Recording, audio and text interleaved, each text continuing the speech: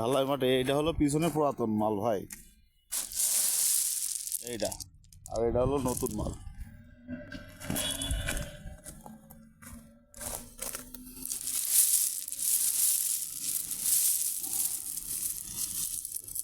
এই যে আবার এই ডাউন সাইজ একটু, হাফ ইঞ্চি না কিন্তু ওই 12 মিলি মাল, 12 মিলি ডাউন ডাউন সাইজ।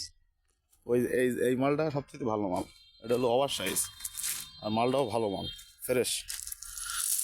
এই মালটা ওরাই ভালো মাল।